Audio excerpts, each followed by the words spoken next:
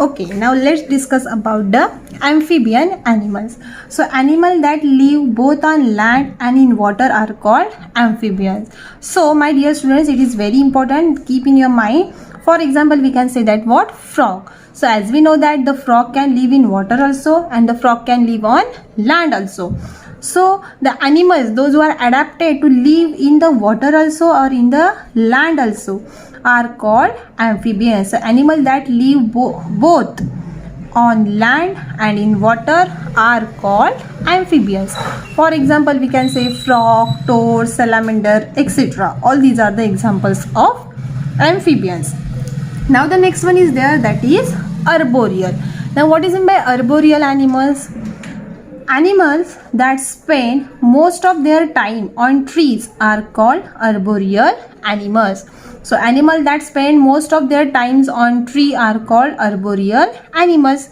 For example, we can say monkeys, gibbon, chimpanzees and tree lizard are some arboreal animals. Okay, so it is new one again. Arboreal means what? The animal those who spend most of the time they are living on the tree only. That animals are called as what? Arboreal animal. Example is monkey, gibbon, chimpanzee are the examples of arboreal animals. Next one is there aerial animals. Now aerial means what? Those who are living or those who can fly in the air. So animals that fly and spend most of their time in air are called aerial animals. Animals that fly and spend most of their time in air are called aerial animals. For example, if we'll talk that which animals can spend their most of the time in the air and can fly, yes, the first example will come in your mind, that is nothing but what? Birds. So all the birds, then bats, most of the insects are aerial animals. But in some birds, as we know, there are the certain birds which cannot fly. For example, we can say peacock, ostrich, duck. All these are the birds which cannot move. Okay, so the animals that fly and spend most of their time in their air are called aerial animals. Examples are bird, bats and most of the insects. Okay, so my dear student, this is all about today. We have discussed about the adaptations. In that, first we have seen the point, that is what? Habitat. Then we have seen the different habitats. We have discussed about the terrestrial animals. We have discussed about aquatic animals, then amphibians, arboreal animals, and then we have discussed about the aerial animals. Okay, so my dear student, this is all about today. We will stop here. We will meet in the next video with the next point. And for today, thank you. The next one point, let's discuss what is meant by adaptation. Like plants, animals also have some special features in their bodies to live in their environment. Okay, so to survive properly in their environment, like plants, animals are having certain special features. Okay, and that special features are only we are calling as what? Adaptation. So the process of developing special features, in the body to adjust in the surrounding, is called adaptation. So what is the definition? Why there are some special features, why there are some developing the special features in the animals and in the plants body? To adjust in the surrounding, and that process is called as what? Adaptation. So the animals, those who are able to adapt themselves in their surrounding, can survive very easily. The animals can do the adaptation. Those who can do the adaptation, they can survive very easily in the surrounding. And the animal, those who cannot survive, or those who cannot show the adaptation, they are not able to live properly in the surround, and they become extinct. Slowly they vanish from the earth. Okay, so this is all about what? Adaptation. Now let's see adaptation in animals according to their habitat. So before we have seen the habitat, so let's see which are the adaptation in terrestrial animal. Now terrestrial animal means what? The animal those who are living on land. So terrestrial animals like elephant, lion, tigers. Okay, all these are the animal or the terrestrial. All the terrestrial animals are having what? Legs to walk or to run on the land, and lungs to breathe. It is very important. All the terrestrial animals or most of the terrestrial animals are having legs to walk. We are living on the land, we are also having the legs to move.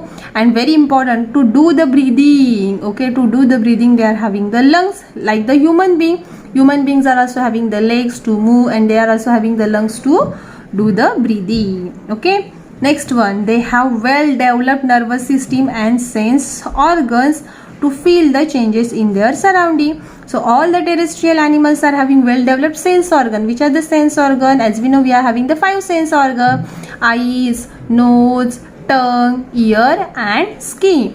So all the terrestrial animals are having well developed sense organs. Why? To feel the changes in their surrounding. Yes. So see, after some days we will start to face the winter season.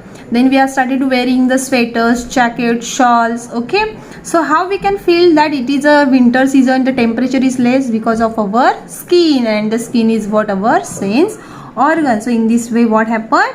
With the help of the sense organs, we can feel the changes in our surrounding. Like the terrestrial animals are having sense organs to feel the changes in their surrounding, and also their nervous system is, their brain is well developed. Okay, some animals like snakes have scales to crawl. Okay, so see here we can see this is what the snake, and this is also terrestrial animal, but this snake does not have the legs to move.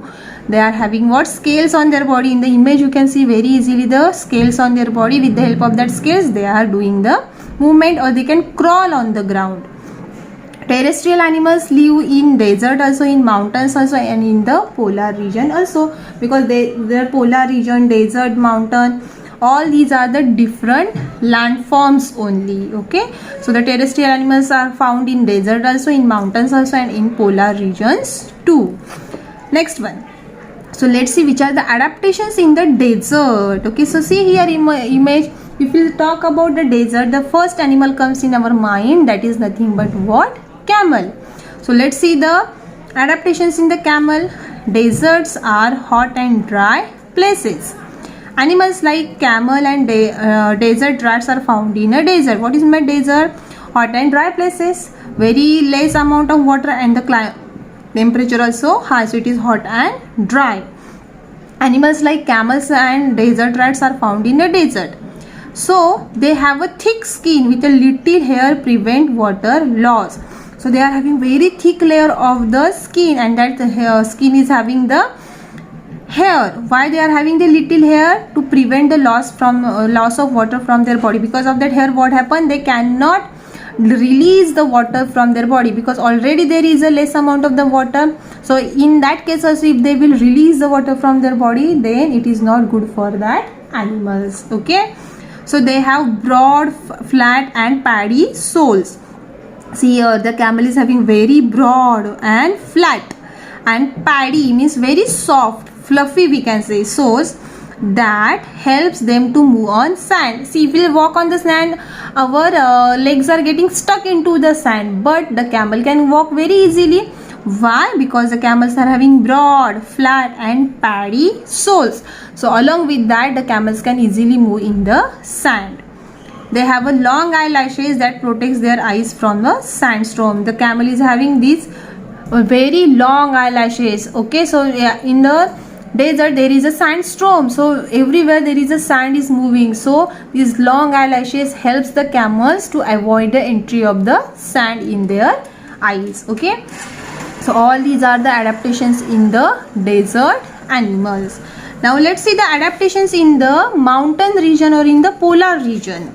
Okay, so mountains and the polar regions are very cold. There is a very less temperature, so they are very cold regions.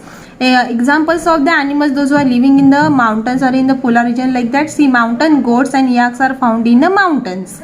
So these animals are having very thick layer of fur on their body. So mountain goats and yaks found in the mountains, while the polar bears and penguins are found in the polar regions. So mountain region animals also, polar region animals also, they have a thick fur on their bodies to keep them warm. The very thick layer. Here in the image you can see the polar bear and the yak is having so many hairs on their body. Why is it so? To keep themselves warm during the movement, or to avoid the to keep their self warm in that extremely cold climatic condition. Polar bears, penguins, seals, etc. have a thick layer of underskin fat called blubber. They are having the thick layer of fur also, and under this fur they are having the very thick layer of the fats, and that thick layer of the fat is called as what? Blubber. And this blubber keep them warm. In winter they use the underskin fat as a food, because in winter they oftenly comes out. They are not coming out during the winter season because it is extremely cold, but they require the food. So that time what happens, and instead of going outside, what they are doing, they are started to use the extra fats which they have collected in their body in the form of blubber. So in winter they use the underskin fat as a food. So all these are the adaptations in the terrestrial animals. We have seen the terrestrial animals which are found in the desert. We have seen the terrestrial animals which are found in the mountain region and the polar region. Okay, so my dear student, this is all about today. Today we will stop here. We will meet in the next video with the next point. And for today, thank you.